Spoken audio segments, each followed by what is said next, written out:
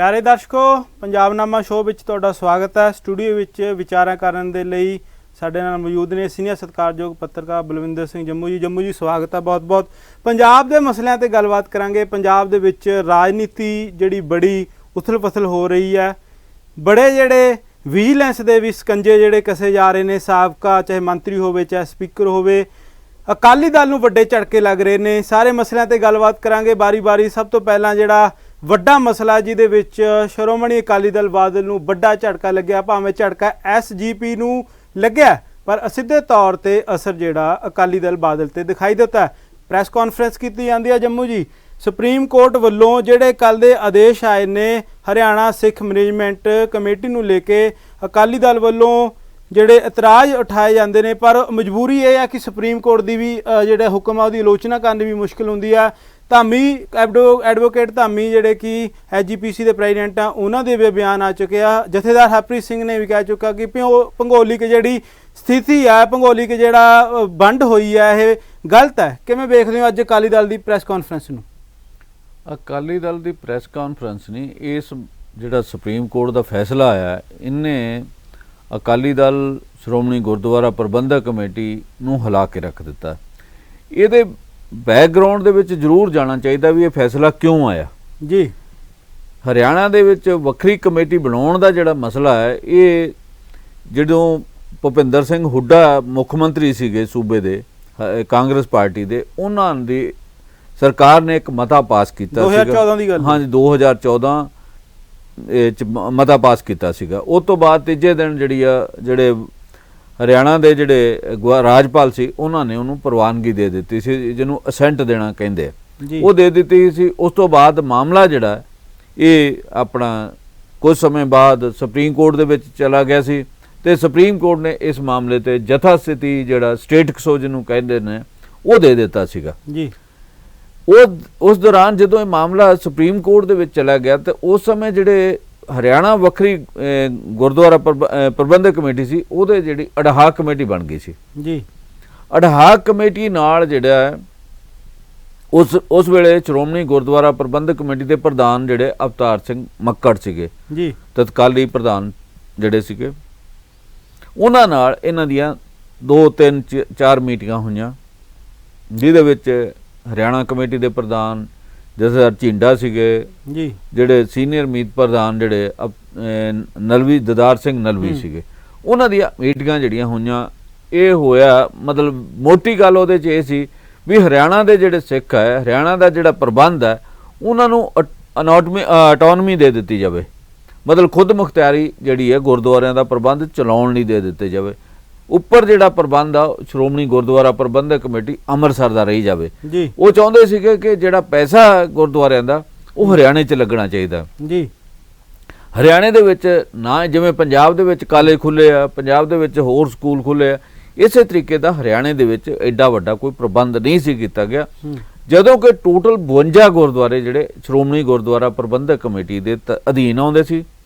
ਕਈ ਗੁਰਦੁਆਰਿਆਂ ਦੀ ਕਾਫੀ ਮਾਇਆ ਇਕੱਠੀ ਹੁੰਦੀ ਸੀ, ਜਿਹੜਾ ਜਿਨ੍ਹਾਂ ਦੇ ਵਿੱਚ ਕੁਝ ਜਿਹੜੇ ਆ ਜਿਵੇਂ ਨਾਢਾ ਸਾਹਿਬ ਹੈ, ਜਿਵੇਂ ਧਮਧਾਨ ਦਾ ਗੁਰਦੁਆਰਾ, ਜਿਵੇਂ 6ਵੀਂ ਪਾਤਸ਼ਾਹੀ ਦਾ ਜਿਹੜਾ ਇਹ ਆਪਣੇ ਕੁਰਕਸ਼ੇਤਰ ਦੇ ਵਿੱਚ ਗੁਰਦੁਆਰਾ ਹੈ, ਮਤਲਬ ਇਹ ਵੱਡੇ ਗੁਰਦੁਆਰੇ ਸੀਗੇ ਜਿਨ੍ਹਾਂ ਕੋਲ ਜਿਹੜਾ ਜੀਂਦ ਦੇ ਗੁਰਦੁਆਰੇ ਉਹਨਾਂ ਕੋਲ ਕਾਫੀ ਜ਼ਮੀਨ ਵੀ ਹੈ, ਪਰ ਉਹਨਾਂ ਦਾ ਜਿਹੜਾ ਉਸ ਹਰਿਆਣੇ ਦੇ ਵਿੱਚ ਬਹੁਤਾ ਕੁਝ ਉਹਨਾਂ ਨੂੰ ਨਹੀਂ ਦਿੱਤਾ ਜਾਂਦਾ। ਜ਼ਿਆਦਾ ਪ੍ਰਬੰਧ ਜਿਹੜਾ ਉਹ ਸ਼੍ਰੋਮਣੀ ਗੁਰਦੁਆਰਾ ਪ੍ਰਬੰਧਕ ਕਮੇਟੀ ਕੋਲ ਸੀ ਜੀ। ਉਹ ਮਸਲਾ ਹੱਲ ਨਹੀਂ ਹੋਇਆ।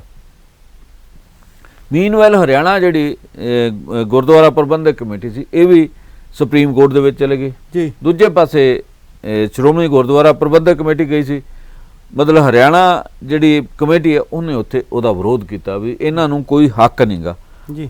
ਮਤਲਬ ਇਹ ਲਾ ਲਓ ਤੁਸੀਂ ਕਾਫੀ ਸਮਾਂ ਜਿਹੜਾ ਉੱਥੇ ਗੁਰਦੁਆਰਿਆਂ ਦੇ ਉੱਪਰ ਕਬਜ਼ੇ ਨੂੰ ਲੈ ਕੇ ਟਕਰਾਅ ਦੀ ਸਥਿਤੀ ਵੀ ਪੈਦਾ ਹੋਈ ਜੀ। ਪਰ ਕਿਉਂਕਿ ਪਹਿਲਾ ਕਬਜ਼ਾ ਜਿਹੜਾ ਸ਼੍ਰੋਮਣੀ ਗੁਰਦੁਆਰਾ ਪ੍ਰਬੰਧਕ ਕਮੇਟੀ ਦਾ ਸੀ, ਇਸ ਕਰਕੇ ਨਵੀਂ ਕਮੇਟੀ ਕੋਲ ਕੇਵਲ ਜਿਹੜੇ 4 ਗੁਰਦੁਆਰੇ ਸੀਗੇ। ਇੱਕ ਮਤਲਬ ਜਿਹੜਾ ਗੁਲਾ ਚੀਕੇ ਦਾ ਗੁਰਦੁਆਰਾ, ਇੱਕ ਜਗਾਦਰੀ ਵਾਲਾ ਸੀ, 2 ਹੋਰ ਛੋਟੇ ਛੋਟੇ ਗੁਰਦੁਆਰੇ, 4 ਨਾਲ ਉਹਨਾਂ ਨੇ ਆਪਣਾ ਕੰਮਕਾਜ ਚਲਾਉਂਦੇ ਰਹੇ।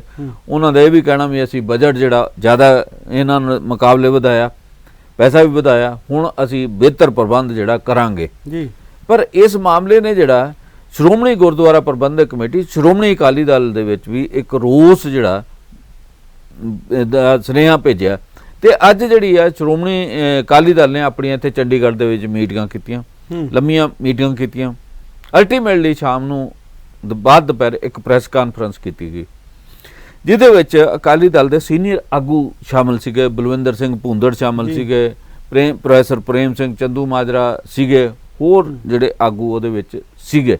ਉਹਨਾਂ ਨੇ ਕੇਂਦਰ ਸਰਕਾਰ ਦੇ ਉੱਪਰ ਅਟੈਕ ਕੀਤਾ, ਹਮਲਾ ਕਰਦਿਆਂ ਕਿਹਾ ਕਿ ਕੇਂਦਰ ਸਰਕਾਰ ਜਿਹੜੀ ਆ ਉਹ ਸਿੱਖਾਂ ਨੂੰ ਜਿਹੜਾ ਖਦੇੜਨਾ ਚਾਹੁੰਦੀ ਹੈ, ਸਿੱਖਾਂ ਦੀ ਜਿਹੜੀ ਹੈ ਵੱਖਰੀ ਹੋਂਦ ਹੈ ਉਹਦੇ ਉੱਪਰ ਵੀ ਉਹਨਾਂ ਨੇ ਲੈ ਕੇ ਸਵਾਲ ਖੜੇ ਕੀਤੇ। ਉਹਨਾਂ ਕਿਹਾ ਵੀ ਜਿਹੜਾ ਸੁਪਰੀਮ ਕੋਰਟ ਦਾ ਫੈਸਲਾ ਇਹ ਵੀ ਪ੍ਰਭਾਵਿਤ ਕੀਤਾ ਗਿਆ। ਇਸ ਤਰੀਕੇ ਨਾਲ ਉਹਨਾਂ ਨੇ ਉਸ ਪਾਰਟੀ ਦੇ ਖਿਲਾਫ ਅੰਦੋਲਨ ਛੇੜਨ ਦਾ, ਉਸ ਰਾਜ ਪ੍ਰਬੰਧ ਦੇ ਖਿਲਾਫ ਅੰਦੋਲਨ ਛੇੜਨ ਦਾ ਫੈਸਲਾ ਕੀਤਾ, ਜਿਹਦੇ ਨਾਲ ਜਿਹੜਾ ਅਕਾਲੀ ਦਲ ਪਿਛਲੇ ਲੰਮੇ ਅਰਸੇ ਤੋਂ ਘਿਓ ਖਿਚੜੀ ਰਿਹਾ। ਹੁਣੇ ਜਿਹੜੀਆਂ ਤੁਹਾਡੇ ਸਾਹਮਣੇ ਚੋਣਾਂ ਹੋਈਆਂ ਸੀ ਪਿੱਛੇ ਜੇ ਰਾਸ਼ਟਰਪਤੀ ਦੀਆਂ ਚੋਣਾਂ, ਉਹਦੇ ਵਿੱਚ ਸ਼੍ਰੋਮਣੀ ਅਕਾਲੀ ਦਲ ਨੇ ਬੀਜੇਪੀ ਦੇ ਹੱਕ ਦੇ ਵਿੱਚ ਵੋਟ ਪਾਈ, ਐਨਡੀਏ ਦੇ ਪੱਖ ਦੇ ਵਿੱਚ ਵੋਟ ਪਾਈ ਸੀਗੀ। ਉਸ ਤੋਂ ਬਾਅਦ ਉਪ ਰਾਸ਼ਟਰਪਤੀ ਦੀ ਚੋਣ 'ਚ ਵੀ ਵੋਟ ਉਹਨਾਂ ਪਾਈ ਸੀਗੀ। ਸੋ ਇੱਕ ਪਾਸੇ ਵਿਰੋਧ ਕਰ ਰਿਹਾ, ਇੱਕ ਪਾਸੇ ਹਮਾਇਤ ਕਰ ਰਿਹਾ। ਇਸੇ ਹਮਾਇਤ ਦੇ ਚੱਲਦਿਆਂ, ਵਿਰੋਧ ਹਮਾਇਤ ਦੇ ਚੱਲਦਿਆਂ ਇਹਨਾਂ ਦੇ 3 ਵਿਧਾਨ ਸਭਾ ਮੈਂਬਰ ਨੇ, ਇੱਕ ਵਿਧਾਨ ਸਭਾ ਮੈਂਬਰ ਨੇ ਵਿਰੋਧ ਕੀਤਾ। ਮਤਲਬ ਮਨਪ੍ਰੀਤ ਆਇਲੀ ਨੇ ਕਿਹਾ ਵੀ ਮੈਂ ਬੀਜੇਪੀ ਨੂੰ ਦੇ ਉਮੀਦਵਾਰ ਨੂੰ ਵੋਟ ਨਹੀਂ ਪਾਉਣੀ, ਉਹਨੇ ਵੋਟ ਨਹੀਂ ਪਾਈ। ਤੇ 2 ਹੀ ਇਹਨਾਂ ਦੇ ਐਮਐਲਏ ਉਹਨਾਂ ਨੇ ਵੋਟਾਂ ਪਾਈਆਂ ਸੀ, ਜਾਂ ਸੁਖਬੀਰ ਹੋਣਾ ਤੇ ਹਰਸਿਮਰਤ ਬਾਦਲ, ਉਹ ਦੋਨੇ ਲੋਕ ਸਭਾ ਮੈਂਬਰ ਨੇ, ਉਹਨਾਂ ਨੇ ਵੋਟਾਂ ਪਾਈਆਂ। ਸੋ ਇਸ ਤਰੀਕੇ ਦਾ ਇਹਨਾਂ ਦਾ ਕੰਮ ਕਾਜ ਚੱਲਦਾ ਰਿਹਾ। ਪਰ ਜਿਹੜਾ ਫੈਡਰਲਿਜ਼ਮ ਸੀਗਾ ਉਹਦੇ ਉੱਪਰ ਅਕਾਲੀ ਦਲ ਜਿਹੜਾ ਉਹ ਪਿਛਲੇ ਅਰਸੇ ਦੇ ਵਿੱਚ ਉਹ ਸਟੈਂਡ ਛੱਡਦਾ ਗਿਆ। ਉਹ ਸਟੈਂਡ ਜਿਹੜਾ ਇਹਨਾਂ ਜੰਮੂ ਕਸ਼ਮੀਰ ਦੇ ਮੁੱਦੇ ਤੇ ਵੀ ਛੱਡਿਆ, ਉਹ ਸਟੈਂਡ ਇਹਨਾਂ 3 ਖੇਤੀ ਕਾਨੂੰਨਾਂ ਦੇ ਉੱਪਰ ਵੀ ਛੱਡਿਆ।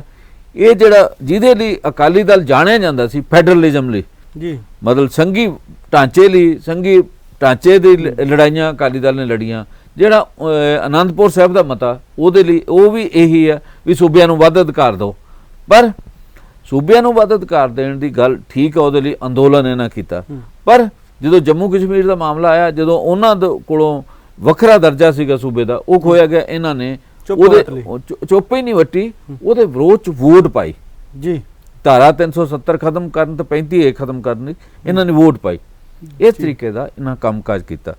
ਇਸ ਸਥਿਤੀ ਦੇ ਵਿੱਚ ਹੁਣ ਕੀ ਹੋਏਗਾ, ਅਜੇ ਇਹਨਾਂ ਡੇਟਾਂ ਦਾ ਐਲਾਨ ਨਹੀਂ ਕੀਤਾ, ਪਰ ਇਹਨਾਂ ਕਿਹਾ ਵੀ ਅਸੀਂ ਵੱਡੇ ਪੱਧਰ ਤੇ ਅੰਦੋਲਨ ਕਰਾਂਗੇ।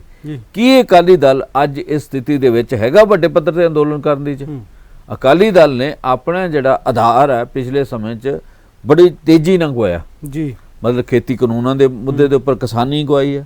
ਜਿਹੜਾ ਬਹਿਬਲ ਕਲਾਂ, ਜਿਹੜਾ ਕੋਟਕਪੂਰਾ ਹੈ, ਹਾਂ, ਜਿਹੜਾ ਬਰਗਾੜੀ ਕਾਂਡ, ਉਹਦੇ ਤੇ ਇਹਨਾਂ ਨੇ ਜਿਹੜੀ ਸਿੱਖੀ ਦੇ ਵਿੱਚ ਆਸਥਾ ਰੱਖਦੇ ਆ, ਪੰਥਕ ਵੋਟ ਜਿਹੜੀ ਆ, ਪੰਥਕ ਆਧਾਰ ਗਵਾਇਆ।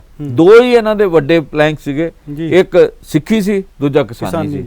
ਉਹ ਇਹਨਾਂ ਗਵਾਈ ਆ। ਹੁਣ ਇਹਨਾਂ ਦਾ ਵੀ ਉਹਦੇ ਵਿੱਚੋਂ ਜਿਹੜਾ ਉਸ ਆਧਾਰ ਨੂੰ ਵਾਪਸ ਲਿਆ ਜਾਵੇ, ਵਾਪਸ ਇਹ ਜਿਹੜਾ ਅੰਦੋਲਨ ਕੀਤਾ ਜਾਵੇ। ਇਹ ਠੀਕ ਹੈ ਕਿ ਜਿਹੜਾ ਸੁਪਰੀਮ ਕੋਰਟ ਨੇ ਫੈਸਲਾ ਕੀਤਾ, ਇੱਕ ਪਾਸੇ ਤਾਂ ਕਹਿੰਦੇ ਵੀ ਅਸੀਂ ਸਰਵਉੱਚ ਅਦਾਲਤ ਦਾ ਫੈਸਲਾ ਅਸੀਂ ਮੰਨਦੇ ਹਾਂ, ਦੂਜੇ ਪਾਸੇ ਹੁਣ ਵਿਰੋਧ ਦਾ ਇਹਨਾਂ ਨੇ ਫੈਸਲਾ ਕੀਤਾ। ਹੁਣ ਇਹ ਵਿਰੋਧ ਕਿੰਨਾ ਕੁ ਹੋਏਗਾ, ਕੀ ਕਿਸ ਲੈਵਲ ਤੇ ਹੋਏਗਾ? ਇਹ ਠੀਕ ਹੈ ਕਿ ਸ਼੍ਰੋਮਣੀ ਇੱਕ ਪਾਸੇ ਜਿਵੇਂ ਤੁਸੀਂ ਕਿਹਾ ਕਿ ਅਕਾਲੀ ਦਲ ਹਮਾਇਤ ਕਰਦਾ ਹੁੰਦਾ ਸੀ ਸੂਬੇ ਦੇ ਵੱਧ ਅਧਿਕਾਰਾਂ ਤੋਂ, ਜੇਕਰ ਹਰਿਆਣਾ ਸੂਬੇ ਨੇ ਪਹਿਲ ਕਦਮੀ ਕੀਤੀ ਹੈ, ਦੂਸਰੇ ਪਾਸੇ ਸੁਖਬੀਰ ਸਿੰਘ ਬਾਦਲ ਕਹਿ ਰਹੇ ਨੇ ਕਿ ਇਹ ਅਧਿਕਾਰ ਕੇਵਲ ਸੈਂਟਰ ਗਵਰਨਮੈਂਟ ਕੋਲ ਸੀ ਕਿ ਵੱਖਰਾ ਹੀ ਕੋਈ ਕਮੇਟੀ ਬਣਾਉਣ ਦਾ, ਜਿਵੇਂ ਦਿੱਲੀ ਕਮੇਟੀ ਦੀ ਤਰਜ਼ ਉੱਪਰ।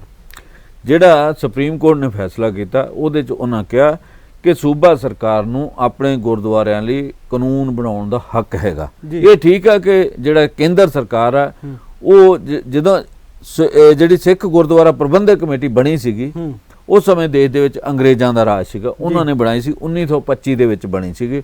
ਉਦੋਂ ਗ੍ਰੇਟਰ ਪੰਜਾਬ ਸੀਗਾ, ਵੱਡਾ ਪੰਜਾਬ ਸੀਗਾ, ਜਿਹਦੇ ਲਈ ਕਮੇਟੀ ਬਣੀ ਸੀਗੀ। ਉਹ ਹੌਲੀ ਹੌਲੀ ਜਦੋਂ ਦੇਸ਼ ਦੀ ਵੰਡ ਹੋਈ, ਵੱਡਾ ਹਿੱਸਾ ਪੰਜਾਬੀ ਸਪੀਕਿੰਗ ਜਿਹੜਾ ਸੀ, ਪੰਜਾਬੀ ਬੋਲਦਾ, ਪਾਕਿਸਤਾਨ ਦੇ ਵਿੱਚ ਚਲੇ ਗਿਆ। ਇੱਧਰ ਤਾਂ ਜਿਹੜਾ ਛੋਟਾ ਸੂਬਾ ਰਹਿ ਗਿਆ। ਪਹਿਲਾਂ ਉਹ ਸੂਬੇ ਦੇ ਵਿੱਚ ਵੀ 3 ਹਿੱਸੇ ਹੋ ਗਏ, ਹਰਿਆਣਾ ਬਣ ਗਿਆ, ਹਿਮਾਚਲ ਬਣ ਗਿਆ, ਪੰਜਾਬ ਬਣਿਆ, ਪਰ ਛੋਟਾ ਹਿੱਸਾ ਰਹਿ ਗਿਆ ਜਿਹਦੀ ਆਬਾਦੀ ਜਿਹੜੀ ਆ ਉਸ ਸਮੇਂ 2 ਕਰੋੜ ਸੀਗੀ, 2.25 ਕਰੋੜ ਸੀਗੀ, ਹੁਣ 3 ਕਰੋੜ ਦੇ ਆਸ-ਪਾਸ ਹੈ। ਜਿਹੜਾ ਵੱਡਾ ਹਿੱਸਾ ਉਧਰ ਚਲ ਗਿਆ। ਇਸ ਕਰਕੇ SGPC ਜਿਹੜੀ ਬਣੀ ਸੀਗੀ ਉਹ ਹੌਲੀ ਹੌਲੀ ਉਹਦਾ ਖੇਤਰ ਸੁੰਗੜਦਾ ਗਿਆ। ਦਿੱਲੀ ਦੀ ਵੱਖਰੀ ਕਮੇਟੀ ਬਣ ਗਈ ਜੀ, ਉਹ ਕਿਉਂਕਿ ਉਹ ਏਰੀਆ ਹੀ ਪੰਜਾਬ ਦੇ ਵਿੱਚ ਨਹੀਂ ਸੀਗਾ ਜੀ, ਤੇ ਇਹ ਜਿਹੜੀ ਕਮੇਟੀ ਬਣੀ, ਜਿਹੜੀ ਇਹ ਤੋਂ ਬਾਅਦ ਜਿਸ ਤਰੀਕੇ ਦਾ ਕੰਮਕਾਜ ਚੱਲਿਆ, ਜਿਹੜਾ ਇਹ ਰੋਕ ਸਕਦਾ ਇਹ ਅਕਾਲੀ ਦਲ ਜੇ ਹਰਿਆਣੇ ਦੇ ਸਿੱਖਾਂ ਨੂੰ ਇਹ ਖੁਸ਼ ਰੱਖਦੇ, ਉਹਨਾਂ ਨੂੰ ਰਾਜੀ ਰੱਖਦੇ, ਉਹਨਾਂ ਨੂੰ ਵੀ ਕੁਝ ਅਧਿਕਾਰ ਦਿੰਦੇ। ਉਹਨਾਂ ਨੂੰ ਅਧਿਕਾਰ ਨਾ ਮਿਲਣ ਕਰਕੇ ਜਿੰਨੇ ਉਹ ਚਾਹੁੰਦੇ ਸੀਗੇ ਉੱਥੇ ਉਹਨਾਂ ਦਾ ਅਸੀਂ ਵੀ ਜਿਹੜੀਆਂ ਭਰਤੀਆਂ ਹੁੰਦੀਆਂ ਹਰਿਆਣੇ ਚੋਂ ਨਹੀਂ ਕੀਤੀਆਂ ਜਾਂਦੀਆਂ, ਪੰਜਾਬ ਚੋਂ ਕੀਤੀਆਂ ਜਾਂਦੀਆਂ। ਅਕਾਲੀ ਦਲ ਵਾਲੇ ਜਿਹੜੇ ਜਾਂ SGPC ਵਾਲੇ ਉਹ ਆਪਣੇ ਹੀ ਨਜ਼ਦੀਕਿਆਂ ਨੂੰ ਰੱਖਦੇ ਨੇ ਜੀ। ਇਹ ਇਤਰਾਜ਼ ਜਿਹੜੇ ਅਕਾਲੀ ਦਲ ਦੂਰ ਕਰ ਸਕਦਾ ਸੀਗਾ, ਇਹ ਨਹੀਂ ਕੀਤੇ ਗਏ। ਅਲਟੀਮੇਟਲੀ ਉੱਥੇ ਹੁਣ ਵੱਖਰੀ ਕਮੇਟੀ ਬਣ ਗਈ ਆ। ਹੁਣ ਇਹਨਾਂ ਦਾ ਵੀ ਅਸੀਂ ਉਹਦੇ 'ਚ SLP ਪਾਵਾਂਗੇ, ਵਿਸ਼ੇਸ਼ ਲੀਵ ਪਟੀਸ਼ਨ ਪਾਵਾਂਗੇ। ਉਹਦੇ ਤੇ ਕੀ ਫੈਸਲਾ ਹੁੰਦਾ, ਬਹੁਤ ਰੇਅਰ ਹੀ ਕਿਤੇ ਇਹੋ ਜਿਹਾ ਕੋਈ ਫੈਸਲਾ ਹੋਇਆ ਹੁਣ ਤੱਕ। ਤੇ ਇਹ ਹੁਣ ਕੇਂਦਰ ਸਰਕਾਰ ਤੇ ਦਬਾਅ ਪਾਉਣਾ ਚਾਹੁੰਦੇ ਆ। ਇਹ ਜਿਹੜਾ ਫੈਸਲਾ ਇਹਨੂੰ ਰੁਕਵਾਉਣਾ ਚਾਹੁੰਦੇ ਆ। ਇਹ ਫੈਸਲਾ ਮੈਨੂੰ ਤਾਂ ਲੱਗਦਾ ਨਹੀਂਗਾ ਰੁਕੇਗਾ। ਫੈਸਲਾ ਜਿਹੜਾ ਜਦੋਂ ਉਹਦੇ ਵਿੱਚ ਹਰਿਆਣਾ ਸਰਕਾਰ ਨੇ ਵੀ ਆਪਣੀ ਸਹਿਮਤੀ ਦਿੱਤੀ ਆ, ਹਰਿਆਣਾ ਸਰਕਾਰ ਨੇ ਵੀ ਉਹਦੇ ਵਕੀਲ ਵੀ ਉੱਥੇ ਪੇਸ਼ ਹੋਏ, ਪੰਜਾਬ ਤੋਂ ਵੀ ਉਹਨਾਂ ਜਿਹੜੀ ਮੌਜੂਦਾ ਸਰਕਾਰ ਹੈ ਇਹਦੇ ਬਾਰੇ ਵੀ ਉਹਨਾਂ ਕਿਹਾ ਵੀ ਅਸੀਂ ਇਹਦੇ ਤੋਂ ਵੀ ਸਹਿਮਤੀ ਲਈ ਸੀਗੀ ਜੀ। ਸੋ ਇਹ ਬੜੀ ਕੈਪਟਨ ਅਮਰਿੰਦਰ ਸਿੰਘ ਨੇ NOC ਦਿੱਤੀ ਸੀ ਉਸ ਟਾਈਮ। ਤੇ ਸਵਾਲ ਇਹ ਵੀ ਜੰਮੂ ਜੀ ਵੱਡਾ ਬਣਦਾ ਹੈ ਕਿ ਅਕਾਲੀ ਦਲ ਜਿਸ ਤਰ੍ਹਾਂ ਅੰਦੋਲਨ ਕਰਨ ਦੀ ਗੱਲ ਕਰ ਰਿਹਾ, ਜਿਵੇਂ ਆਪ ਜੀ ਨੇ ਕਿਹਾ ਕਿ ਵਕਤ ਹੀ ਦੱਸੇਗਾ ਕਿੰਨੇ ਕੁ ਲੋਕ ਉਹਨਾਂ ਨਾਲ ਜੁੜਦੇ ਨੇ। ਤੇ ਦੂਸਰੇ ਪਾਸੇ ਕੁਝ ਤਰ੍ਹਾਂ ਇਹ ਵੀ ਕਹਿ ਰਹੀਆਂ ਨੇ ਜਿਵੇਂ SGPC ਦਾ ਖੇਤਰ ਸਿਰਫ ਹੁਣ ਪੰਜਾਬ ਤੱਕ ਰਹਿ ਚੁੱਕਾ ਹੈ। ਨਹੀਂ, ਪੰਜਾਬ ਹੋਏਗਾ, ਹਿਮਾਚਲ ਹੈਗਾ। ਹਿਮਾਚਲ ਦੀ ਸੀਟ ਹੈ ਜੀ, ਇੱਕ ਸੀਟ ਚੰਡੀਗੜ੍ਹ ਦੀ ਹੈ ਜੀ। ਕੱਲ ਨੂੰ ਹਿਮਾਚਲ ਵੀ ਆਪਣੀ ਵੱਖਰੀ ਕਮੇਟੀ ਬਣਾ ਸਕਦਾ। ਜੇ ਨਹੀਂ ਠੀਕ ਰਿਹਾ ਚੰਡੀਗੜ੍ਹ ਵੀ ਹੋ ਸਕਦਾ। ਫਿਰ ਇੱਕ ਇਕੱਲੀ ਕਿਉਂਕਿ ਪੰਜਾਬ ਦਾ ਚੰਡੀਗੜ੍ਹ ਦੇ ਉੱਪਰ ਵੀ ਹੱਕ ਹੈ ਜੀ। ਪਰ ਅਸੀਂ ਇਹ ਹੱਕ ਜਿਹੜਾ ਪਿਛਲੇ ਲੰਮੇ ਸਮੇਂ ਤੋਂ ਛੱਡਦੇ ਜਾ ਰਹੇ ਹਾਂ, ਮਤਲਬ ਵੱਖ-ਵੱਖ ਖੇਤਰਾਂ ਦੇ ਵਿੱਚ ਜੋ ਕੇਂਦਰ ਸਰਕਾਰ ਹੁਣ ਕਰ ਰਹੀ ਹੈ ਉਹ ਹੱਕ ਉਸ ਤਰੀਕੇ ਦਾ ਹੀ ਨਹੀਂ ਰਹਿ ਜਾਏਗਾ।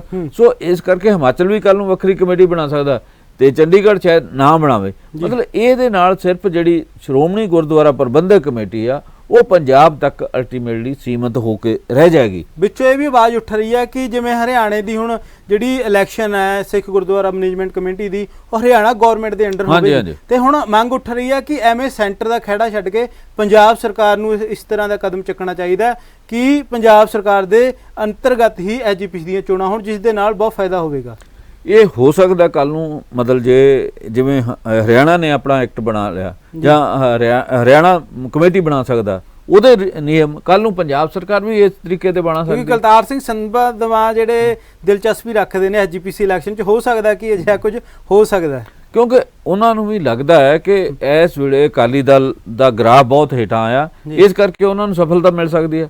ਪਰ ਇਹ ਗੱਲ ਜਦੋਂ ਅੱਗੇ ਅੰਦੋਲਨ ਚੱਲੇਗਾ, ਅੱਗੇ ਕੁਝ ਗੱਲਾਂ ਹੋਣਗੀਆਂ ਤੇ ਮੇਰਾ ਨਹੀਂ ਖਿਆਲ ਐਡਾ ਆਸਾਨ ਕੰਮ ਹੋਏਗਾ, ਭਾਵੇਂ ਕਿ ਸੁਖਵੀਰ ਹੋਣਾ ਲਈ ਬਹੁਤ ਔਖਾ ਹੋਏਗਾ ਜੀ। ਚੋਣਾਂ ਜਦੋਂ ਹੋਣਗੇ, ਚੋਣਾਂ 'ਚ ਕੀ ਹੁੰਦਾ ਇਹ ਕਹਿਣਾ ਮੁਸ਼ਕਲ ਹੈ। ਪਰ ਇਹ ਜਿਹੜਾ ਜਿਸ ਢੰਗ ਨਾਲ ਇਹਨਾਂ ਕੰਮਕਾਜ ਚਲਾਇਆ ਸ਼੍ਰੋਮਣੀ ਅਕਾਲੀ ਦਲ ਨੇ, ਜਿਹੜਾ ਇਹਦਾ ਡੈਮੋਕ੍ਰੈਟਿਕ ਖਾਸਾ ਸੀਗਾ ਸੀਗਾ ਸੱਭਿਆਚਾਰ, ਉਹਨੂੰ ਤੋੜਿਆ ਗਿਆ। ਮਤਲਬ ਜੇ ਉਹਨੂੰ ਡੈਮੋਕ੍ਰੈਟਿਕ ਹੀ ਰਹਿਣ ਦਿੱਤਾ ਜਾਂਦਾ, ਉਹਦੇ ਫੈਸਲੇ ਜਿਹੜੇ ਆ ਪਰਚੀ ਰਾਹੀਂ ਨਾ ਹੁੰਦੇ, ਕੋਈ ਹੋਰ ਢੰਗ ਨਾਲ ਹੁੰਦੇ, ਅੱਜ ਹਾਲਾਤ ਕੁਝ ਹੋਰ ਹੋਣੇ ਸੀ। ਇਹ ਹਾਲਾਤ ਇਹਦੇ ਲਈ ਜਿਹੜਾ ਇਹ ਬਾਦਲ ਜਿਹੜਾ ਪਰਿਵਾਰ ਹੈ ਇਹਨੂੰ ਮਾਫ ਨਹੀਂ ਕੀਤਾ ਜਾ ਸਕਦਾ। ਉਹਨਾਂ ਨੂੰ ਇਹਦਾ ਜਿਹੜਾ ਹਿਸਾਬ ਕਿਤਾਬ ਜਿਹੜਾ ਉਹ ਦੇਣਾ ਪਏਗਾ। ਭੁਗਤ ਰਿਹਾ ਇਸ ਤਰ੍ਹਾਂ ਅਕਾਲੀ ਦਲ ਤੇ ਬਹੁਤ ਵੱਡਾ ਸੰਕਟ ਹੈ। ਉਹ ਅਕਾਲੀ ਦਲ ਦੇ ਜੇਕਰ ਦੌਰ ਦੇ ਵਿੱਚ ਦੇਖਿਆ ਜਾਵੇ ਤੇ ਪੰਜਾਬ ਸਰਕਾਰ ਦੇ ਵਿੱਚ ਜਿਹੜਾ ਇਸ ਤਰ੍ਹਾਂ ਆਪਾਂ ਦੇਖ ਰਹੇ ਹਾਂ ਕਿ ਵਿਸ਼ੇਸ਼ ਇਜਲਾਸ ਜਿਹੜਾ ਬੁਲਾਇਆ ਗਿਆ ਕੱਲ ਦੇ ਦਿਨ 22 ਸਤੰਬਰ ਦਿਨ, ਸੰਵਿਧਾਨ ਦੇ ਮੁਤਾਬਿਕ ਕੈਪਟਨ ਜੇਕਰ ਗੱਲ ਕਰਾਂ ਤਾਂ CM ਮਾਨ ਨੇ ਕਿਹਾ ਕਿ ਸੰਵਿਧਾਨ ਦੇ ਅਨੁਸਾਰ ਅਸੀਂ ਇਹ ਬੁਲਾ ਰਹੇ ਹਾਂ। ਕੀ ਲੱਗਦਾ 6 ਮਹੀਨੇ ਦੇ ਵਿੱਚ ਹੀ ਬੁਲਾਇਆ, ਵਿਰੋਧੀ ਧਿਰਾਂ ਸਖਤ ਜਿਹੜੀਆਂ ਆਲੋਚਨਾਵਾਂ ਦਾ ਸਾਹਮਣਾ ਕਰਨਾ ਪੈ ਰਿਹਾ ਹੈ। ਸੁਖਪਾਲ ਸਿੰਘ ਖਹਿਰਾ ਰਾਜਪਾਲ ਨੂੰ ਵੀ ਪੱਤਰ ਲਿਖ ਚੁੱਕੇ ਨੇ ਕਿ ਅਜਿਹਾ ਨਹੀਂ ਹੋਣਾ ਚਾਹੀਦਾ। ਕਿਵੇਂ ਵੇਖਦੇ? ਦੇਖੋ, ਕੱਲਾ ਸੁਖਪਾਲ ਖਹਿਰਾ ਵਾਲਾ ਨੇ, ਸਾਬਕਾ ਡਿਪਟੀ ਸਪੀਕਰ ਬੀਰ ਦਵਿੰਦਰ ਸਿੰਘ ਉਹਨਾਂ ਨੇ ਵੀ ਪੰਜਾਬ ਦੇ ਸਪੀਕਰ ਨੂੰ, ਪੰਜਾਬ ਦੇ ਰਾਜਪਾਲ ਨੂੰ ਵੀ ਕਿਹਾ, ਹੋਰਾਂ ਨੂੰ ਵੀ ਕਿਹਾ। ਪਰ ਨੋਟੀਫਿਕੇਸ਼ਨ ਜਾਰੀ ਹੋ ਚੁੱਕਿਆ ਜੀ ਰਾਜਪਾਲ ਵੱਲੋਂ। ਨੋਟੀਫਿਕੇਸ਼ਨ ਦੇਖੋ, ਰਾਜਪਾਲ ਨੇ ਤਾਂ ਨੋਟੀਫਿਕੇਸ਼ਨ ਜਾਰੀ ਕਰਨਾ ਹੁੰਦਾ ਨਾ ਜੀ, ਉਹਨਾਂ ਨੇ ਕਰਤਾ ਵੀ ਸਾਧ ਸਕਦੇ, ਬੁਲਾ ਸਕਦੇ ਸੈਸ਼ਨ ਜੀ। ਪਰ ਇਹ ਕਿਸ ਪਰਪਸ ਲਈ ਹੈ? ਸਰਕਾਰ ਨੂੰ ਕੋਈ ਇਹੋ ਜਿਹਾ ਸੰਕਟ ਦਾ ਸਾਹਮਣਾ ਨਹੀਂ ਕਰਨਾ ਪੈ ਰਿਹਾ ਜੀ, ਨਾ ਹੀ ਕਿਸੇ ਨੇ ਨੋ ਕੌਨਫੀਡੈਂਸ ਦਾ ਮਤਾ ਇਹਨਾਂ ਦੇ ਖਿਲਾਫ ਪੇਸ਼ ਕੀਤਾ, ਨਾ ਹੀ ਕੋਈ ਕਰਨ ਦੀ ਅਜੇ ਸਥਿਤੀ ਦੇ ਵਿੱਚ ਹੈ। ਇਸ ਕਰਕੇ ਕਿਉਂ, ਮਤਲਬ ਇਹਦੇ ਉੱਪਰ ਸਵਾਲ ਉੱਠਦੇ ਆ ਵੱਖ-ਵੱਖ ਥਾਵਾਂ ਦੇ ਉੱਪਰ। ਵੀ ਕਿਉਂ ਇਹ ਕੌਨਫੀਡੈਂਸ ਹਾਸਲ ਇੱਕ ਕਰਨਾ। ਸਵਾਲ ਵੱਡਾ ਵੀ ਖਰਚਾ ਵੀ ਹੁੰਦਾ ਜੀ ਜਦੋਂ ਇਜਲਾਸ ਬੁਲਾਇਆ ਜਾਂਦਾ, ਉਹਦਾ ਬਜਟ ਦਾ ਬਿਲਕੁਲ ਉਹਦੇ ਤੇ ਖਰਚਾ ਤਾਂ ਹੋਏਗਾ ਹੀ ਨਾ ਜੀ। ਮਤਲਬ ਹਰੇਕ ਜਿਹੜਾ MLA ਆ, ਜਿਹੜਾ ਉੱਥੇ ਸਟਾਫ ਆ, ਉਹਨਾਂ ਨੂੰ ਵਿਸ਼ੇਸ਼ ਜਿਹੜਾ ਅਲਾਉਂਸ ਦਿੱਤੇ ਜਾਂਦੇ ਆ, ਤੇ MLA ਜਿਹੜੇ ਵੱਖ-ਵੱਖਰੇ ਆਪਣੇ ਹਲਕਿਆਂ ਦੇ ਵਿੱਚ ਉਹ ਵੀ ਵਿਸ਼ੇਸ਼ ਤੌਰ ਤੇ ਆਉਣਗੇ। ਉਹਦਾ ਸਾਰਾ ਜਦੋਂ ਵਿਧਾਨ ਸਭਾ ਚੱਲਦੀ ਹੈ ਉਹਦਾ 1.5-2 ਕਰੋੜ ਦਾ ਜਿਹੜਾ ਖਰਚਾ ਆਏਗਾ ਉਹ ਸਾਡੇ ਬਜਟ ਤੇ ਪਏਗਾ, ਸਾਡੀ ਵਿੱਤੀ ਹਾਲਤ ਤੇ ਹੀ ਉਹਦਾ ਅਸਰ ਪਏਗਾ।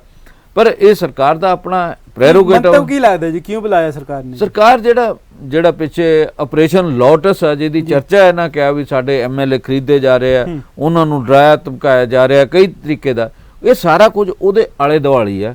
ਤੇ ਇਹਦੇ 'ਚ ਜਿਵੇਂ ਦਿੱਲੀ ਦੇ ਵਿੱਚ ਜਿਹੜੀ ਆਮ ਆਦਮੀ ਪਾਰਟੀ ਆ ਉਹਨੇ ਆਪਣੀ ਵਿਸ਼ੇਸ਼ ਇੱਕ ਸੰਮੇਲਨ ਕੀਤਾ ਸੀਗਾ। ਉਹ ਸੰਮੇਲਨ ਦੇ ਵਿੱਚ ਫੈਸਲਾ ਇਹਨਾਂ ਨੇ ਇਹ ਕੀਤਾ ਸੀਗਾ ਕਿ ਅਸੀਂ 2000 ਜਿਹੜੀਆਂ ਅਗਲੀਆਂ ਚੋਣਾਂ ਨੇ ਜਿਹੜੀਆਂ ਹਿਮਾਚਲ ਪ੍ਰਦੇਸ਼ ਦੇ ਵਿੱਚ ਹੋਣ ਜਾ ਰਹੀਆਂ ਵਿਧਾਨ ਸਭਾ ਦੀਆਂ, ਗੁਜਰਾਤ ਦੇ ਵਿੱਚ ਜਾਣੀਆਂ, ਤੇ 2024 ਦੀਆਂ ਜਿਹੜੀਆਂ ਲੋਕ ਸਭਾ ਚੋਣਾਂ ਅਸੀਂ ਇਕੱਲਿਆਂ ਲੜਾਂਗੇ। ਹਾਂਜੀ, ਇਹ ਸਾਰਾ ਕੁਝ ਉਹਦੇ ਪਾਸੇ ਵੱਲ ਨੂੰ ਹੈਗਾ, ਉਹਦੇ ਲਈ ਐਕਸਰਸਾਈਜ਼ ਹੋ ਰਹੀ ਹੈ, ਉਹਦੇ ਕਰਕੇ ਹੀ ਸਾਰਾ ਕੁਝ ਜਿਹੜਾ ਹੋ ਰਿਹਾ। ਤੇ ਇਹਦੇ 'ਚ ਕੌਨਫੀਡੈਂਸ ਭਰੋਸੇ ਦਾ ਵੋਟ ਲੈਣ ਦਾ ਕੋਈ ਐਸਾ ਕੋਈ ਬਾਲਤੀ ਕੋਈ ਤੁਕ ਬਣਦੀ ਨਹੀਂ, ਪਰ ਸਰਕਾਰ ਕਰਨਾ ਚਾਹੁੰਦੀ ਕਰ ਲਵੇ। ਮਤਲਬ ਵਿਰੋਧੀ ਧਿਰਾਂ ਵੀ ਮਤਲਬ ਜਿਹੜੇ ਨੌਨ ਇਸ਼ੂ ਆ ਉਹਨਾਂ ਦੇ ਉੱਪਰ ਜ਼ਿਆਦਾ ਮਤਲਬ ਸਮਾਂ ਜਿਹੜਾ ਖਰਚ ਕਰ ਰਹੀਆਂ ਨੇ। ਜਿਵੇਂ ਮਤਲਬ ਜ਼ਿਆਦਾ ਇਸ ਗੱਲ ਤੇ ਪਿਛਲੇ ਦਿਨ ਹੀ ਲੱਗੇ ਰਹੇ ਵੀ ਭਗਵੰਤ ਮਾਨ ਨੇ ਸ਼ਰਾਬ ਪੀਤੀ ਸੀ, ਮੁੱਖ ਮੰਤਰੀ ਨੇ ਨਹੀਂ ਪੀਤੀ ਸੀਗੀ, ਮਤਲਬ ਉਹਦੇ ਤੇ ਬਹੁਤ ਅਸਲ ਮੁੱਦੇ ਗਾਇਬ ਨੇ ਜੀ। ਦੂਜੇ ਪਾਸੇ ਸਰਕਾਰ ਇਹ ਕਹਿੰਦੀ ਹੈ ਵੀ ਭਗਵੰਤ ਮਾਨ ਨੇ ਕੋਈ ਸ਼ਰਾਬ ਨਹੀਂ ਪੀਤੀ। ਇੱਕ ਕੰਟਰੋਵਰਸੀ ਬੜੀ ਇਸ ਮਾਮਲੇ ਤੇ ਬਣੀ ਹੋਈ ਹੈ ਅਜੇ ਵੀ, ਮਤਲਬ ਸਰਕਾਰ ਵਿਰੋਧੀ ਅਜੇ ਵੀ ਹੈ, ਸਰਕਾਰ ਆਪਣਾ ਪੱਖ ਪੇਸ਼ ਕਰ ਰਹੀ ਹੈ, ਵਿਰੋਧੀ ਆਪਣਾ ਪੱਖ ਪੇਸ਼ ਕਰ ਰਿਹਾ। ਸੋ ਅਜੀਬ ਜੀ ਸਥਿਤੀ ਜਿਹੜੀ ਪੰਜਾਬ ਦੇ ਮੁੱਦੇ ਨੂੰ ਛੱਡ ਕੇ ਨਿੱਜੀ ਜਿਹੜੀ ਜ਼ਿੰਦਗੀ ਦੇ ਉਹਦੇ ਉੱਪਰ ਜਿਹੜਾ ਲਿਆ ਜਾ ਰਿਹਾ। ਮਤਲਬ ਭਗਵੰਤ ਮਾਨ ਸਰਕਾਰ ਲਈ ਵੀ ਚਾਹੀਦਾ ਕਿ ਜਿਹੜਾ SYL ਦਾ ਮੁੱਦਾ ਬੜਾ ਗੰਭੀਰ ਮੁੱਦਾ ਜਿਹੜਾ ਅਗਲੇ ਦਿਨਾਂ 'ਚ ਆ ਰਿਹਾ, ਉਹਦੀ ਤਿਆਰੀ ਕਰੇ। ਇਸੇ ਵਿਧਾਨ ਸਭਾ 'ਚ ਉਹਦੇ ਹੱਕ ਦੇ ਵਿੱਚ ਵੀ ਗੱਲ ਕਰਨੀ ਚਾਹੀਦੀ ਹੈ। ਮਨੋਹਰ ਲਾਲ ਖੱਟੜ ਜੀ ਤਾਂ ਬਿਆਨ ਦੇਤਾ ਵੀ ਸਾਡੇ ਹੱਕ 'ਚ ਹੋਵੇਗਾ, ਬਸ ਫੈਸਲੇ ਦਾ ਇੰਤਜ਼ਾਰ। ਨਹੀਂ, ਉਹ ਤਾਂ ਸਾਡੇ ਦੇਸ਼ ਦੀ ਸੁਪਰੀਮ ਕੋਰਟ ਨੇ ਇੱਕ ਵਾਰੀ ਕਰਤਾ ਹੈ। ਉਹ ਕਹਿੰਦੇ ਵੀ ਨਹਿਰ ਬਣਾਓ, ਪਾਣੀ ਦੇ ਹੈ ਕਿ ਨਹੀਂ ਹੈ ਬਾਅਦ 'ਚ ਦੇਖਾਂਗੇ। ਮਤਲਬ ਉਲਟੇ ਕੰਮ ਜਿਹੜੇ ਸਾਡੇ ਦੇਸ਼ ਦੇ ਵਿੱਚ ਕਈ ਹੋ ਰਹੇ। ਸੋ ਇਸ ਤਰੀਕੇ ਦੇ ਕੰਮ ਜਿਹੜੇ ਨਹੀਂ ਹੋਣੇ ਚਾਹੀਦੇ, ਪਾਣੀ ਪਹਿਲਾਂ ਦੇਖਣਾ ਚਾਹੀਦਾ।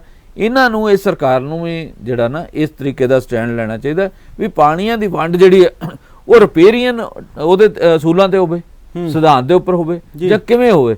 ਮਤਲਬ ਜੇ ਰਿਪੇਰੀਅਨ ਉਹਦੇ ਤੇ ਹੁੰਦੀ ਆ ਫਿਰ ਤਾਂ ਹਰਿਆਣਾ ਨੂੰ ਪਾਣੀ ਮਿਲ ਹੀ ਨਹੀਂ ਸਕਦਾ, ਫਿਰ ਰਾਜਸਥਾਨ ਨੂੰ ਵੀ ਨਹੀਂ ਮਿਲ ਸਕਦਾ, ਕਿਉਂਕਿ ਰਾਜਸਥਾਨ ਜਿੰਨੇ ਦਰਿਆ ਨੇ, ਭਾਵੇਂ ਉਹ ਰਾਵੀ ਆ, ਭਾਵੇਂ ਸਤਲੁਜ ਆ, ਭਾਵੇਂ ਬਿਆਸ ਹੈ, ਉਹਦਾ ਰਾਜਸਥਾਨ ਨਾਲ ਕੋਈ ਸੰਬੰਧ ਨਹੀਂਗਾ। ਜੇ ਪਾ ਲਾ ਕੇ ਦੋਨਾਂ ਤਿੰਨਾਂ ਸੂਬਿਆਂ ਨਾਲ ਘੱਗਰ ਹੈ, ਘੱਗਰ ਹੈਗੀ ਬਰਸਾਤੀ ਨਾਲਾ, ਇਹਦਾ ਹਰਿਆਣੇ ਨਾਲ ਸੰਬੰਧ ਹੈ, ਇਹਦਾ ਹੀ ਅੱਗੇ ਆਪਣੇ ਰਾਜਸਥਾਨ ਨਾਲ ਸੰਬੰਧ ਹੈ।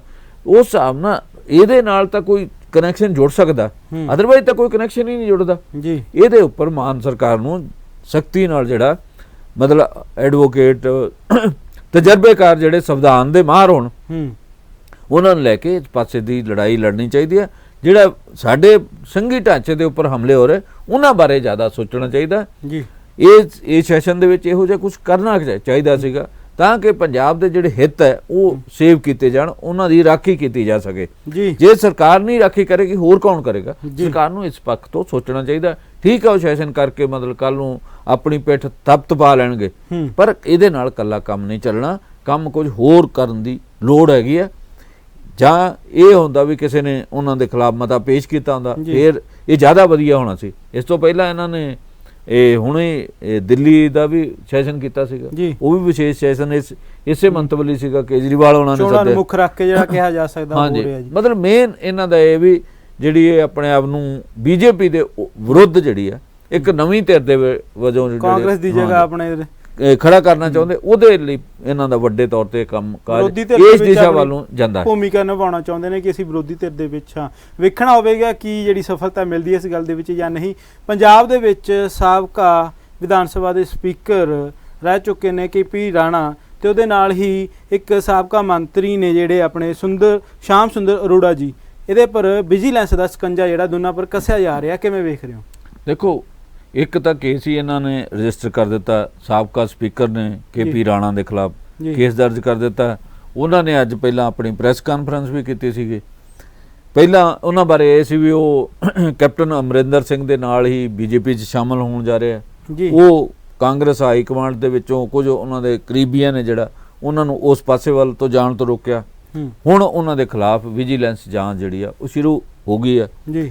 ਕੇਸ ਦਰਜ ਜਿਹੜਾ ਉੱਥੋਂ ਦੇ ਇਹਨਾਂ ਦੇ ਖਿਲਾਫ ਜਿਹੜੇ ਜਿੱਤੇ ਸੀਗੇ ਹਰਜੋਤ ਸਿੰਘ ਬੈਂਸ ਜਿਹੜੇ ਖਨਨ ਮੰਤਰੀ ਨੇ, ਜਿਹੜੇ ਸਕੂਲ ਸਿੱਖਿਆ ਮੰਤਰੀ ਨੇ, ਉਹਨਾਂ ਨੇ ਵਿਜੀਲੈਂਸ ਨੂੰ ਕਹਿ ਕੇ ਕੇਸ ਇਹਨਾਂ ਦੇ ਖਿਲਾਫ ਦਰਜ ਕਰਵਾ ਦਿੱਤਾ। ਉਹਦੇ 'ਚ ਕਾਰਵਾਈ ਤਾਂ ਹੁਣ ਵਿਜੀਲੈਂਸ ਕਰੇਗੀ ਨਾ ਜੀ ਵੀ ਉੱਥੇ ਜਿਹੜਾ ਇਹ ਜ਼ਰੂਰ ਹੈ ਕਿ ਜਿਹੜਾ ਉਹਨਾਂ ਦਾ ਹਲਕਾ ਸੀਗਾ, ਉਹਨਾਂ ਦੇ ਹਲਕੇ ਦੇ ਵਿੱਚ ਜਿਹੜਾ ਅੱਜ ਬੈਂਸ ਉਹਨਾਂ ਦਾ ਹਲਕਾ, ਉਹਦੇ ਵਿੱਚ ਖਨਨ ਰੁਕੀ ਨਹੀਂ ਗਈ, ਮਾਈਨਿੰਗ ਲਗਾਤਾਰ ਹਾਂ ਮਾਈਨਿੰਗ ਜਿਹੜੀ ਆ ਉਹ ਕਿਸੇ ਨਾ ਕਿਸੇ ਰੂਪ 'ਚ ਜਾਰੀ ਆ। ਕਈ ਰਿਪੋਰਟਾਂ ਜਿਹੜੀਆਂ ਹੁਣ ਵੀ ਆਉਂਦੀਆਂ ਨੇ ਕਿ ਉੱਥੇ ਖਨਨ ਜਿਹੜੀ ਆ ਰੁਕ ਨਹੀਂ ਰਹੀ ਜੀ, ਇਹਨਾਂ ਦੇ ਸਮੇਂ ਵੀ ਜਾਰੀ ਸੀਗੀ ਜੀ। ਅਸੀਂ ਇੱਕ ਵਾਰੀ ਜਦੋਂ ਟ੍ਰਿਬਿਊਨ ਦੇ ਵਿੱਚ ਸੀਗੇ ਉਸ ਇਲਾਕੇ ਦੇ ਵਿੱਚ ਸਾਡੀ ਇੱਕ ਟੀਮ ਗਈ। ਅਸੀਂ ਜਿਹੜਾ ਉੱਥੇ ਇੱਕ ਪੁਲ ਆ, ਬਹੁਤ ਵੱਡਾ ਪੁਲ ਅਨੰਦਪੁਰ ਸਾਹਿਬ ਤੋਂ ਪਹਿਲਾਂ ਆਉਂਦਾ ਜੀ, ਉੱਥੇ ਜਿਹੜੇ ਗਾਰਡ ਖੜੇ ਸੀਗੇ ਜਿਹੜੇ ਉਹਦੇ 24 ਘੰਟੇ ਪਹਿਰਾ ਦਿੰਦੇ ਆ, ਉਹਨਾਂ ਨੂੰ ਪੁੱਛਿਆ ਵੀ ਸਰਕਾਰ ਬਦਲ ਗਈ ਹੈ, 1 ਸਾਲ ਉਦੋਂ ਕੈਪਟਨ ਸਰਕਾਰ ਨੂੰ ਹੋ ਗਿਆ ਸੀ, ਵੀ ਕੀ ਫਰਕ ਪਿਆ? ਉਹ ਕਹਿੰਦੇ ਜੀ ਪੁਲ ਬਚ ਗਿਆ, ਜੇ ਪਿਛਲੀ ਸਰਕਾਰ ਰਹਿੰਦੀ ਤਾਂ ਉਹ ਇਹਦੇ ਹੇਠਾਂ ਤੱਕ ਜਿਹੜਾ ਨਾ ਉਹ ਖਨਨ ਕਰਨ ਲੱਗ ਗਏ ਸੀ, ਮਾਈਨਿੰਗ ਕਰਨ ਲੱਗ ਗਈ ਸੀ ਉਸ ਸਰਕਾਰ ਦੇ ਸਮੇਂ, ਇੱਥੋਂ ਤੱਕ ਉਹ ਪੁਲ ਨਹੀਂ ਬਚਣਾ। ਹੁਣ ਕਹਿੰਦੇ ਵੀ ਪੁਲ ਬਚ ਗਿਆ, ਪੁਲ ਬਚ ਗਿਆ, ਪਰ ਜਿਹੜੇ ਖਨਨ ਕਰਨ ਵਾਲੇ 1 ਕਿਲੋਮੀਟਰ ਪਿੱਛੇ ਜਾ ਕੇ ਕਰਦੇ ਆ। ਕਹਿੰਦੇ ਜੀ ਜੇ ਅਸਲ ਨਜ਼ਾਰਾ ਤੁਸੀਂ ਦੇਖਣਾ ਰਾਤ ਨੂੰ ਆਇਓ ਜੀ, ਰਾਤ ਨੂੰ ਇੱਥੇ ਲਾਈਟਾਂ ਜਗਣਗੀਆਂ, ਦੀਵਾਲੀ ਦੀਆਂ ਵੀ ਲਾਈਟਾਂ ਨੂੰ ਮਾਤ ਕਰਦੀਆਂ ਹੋਣਗੀਆਂ ਜੀ, ਵੀ ਇੰਨੀ ਇੱਥੇ ਖਨਨ ਜਿਹੜੀ ਰਾਤ ਨੂੰ ਹੁੰਦੀ ਹੈ। ਉਹੀ ਅਸੀਂ ਆਣ ਕੇ ਸਟੋਰੀਆਂ ਕੀਤੀਆਂ ਵੀ ਕੈਪਟਨ ਸਰਕਾਰ ਦੇ ਆਉਣ ਨਾਲ ਆ ਪੁਲ ਢਹਿ ਜਾਣਾ ਸੀ, ਇਹ ਪੁਲ ਬਚ ਗਿਆ ਜੀ, ਇੰਨੀ ਕੁ ਤਬਦੀਲੀ ਹੋਈ ਹੈ।